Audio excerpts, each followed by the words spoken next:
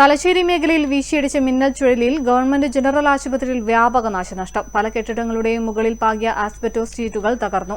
ആർക്കും പരിക്കില്ല. ചൊവ്വാഴ്ച ഉച്ചയ്ക്ക് 2:30ഓടെയാണ് തലശ്ശേരി മേഖലയിൽ മിന്നൽ ചുഴലി വീശിയടിച്ചത്.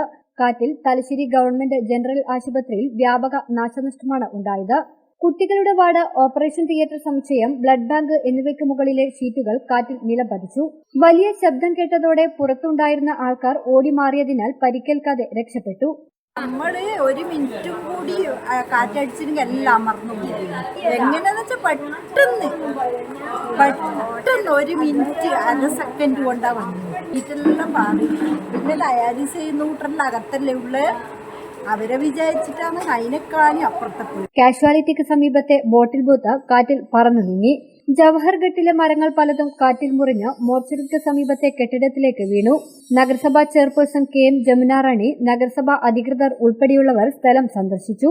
സ്ഥലം MLA കൂടിയായ സ്പീക്കർ AN ഷംസീറുമായി കൂടിയാലോചന നടത്തി അടിയന്തര നടപടി സ്വീകരിക്കുമെന്ന് ചെയർപേഴ്സൺ KM ജമുന റാണി പറഞ്ഞു. അടിയന്തര പ്രാധാന്യമായിട്ടുള്ള ഓപ്പറേഷൻ തിയേറ്റർ, ബേബി വാർഡ്, അതുപോലെ തന്നെ ബ്ലഡ് ബാങ്ക്, കാഷ്വാലിറ്റി ഉൾപ്പെടെയുള്ള കെട്ടിട സമുച്ചയങ്ങളുടെ മേൽഭാഗമാണ് ഈ കാറ്റിൽ നിലംപതിച്ചിട്ടുള്ളത്.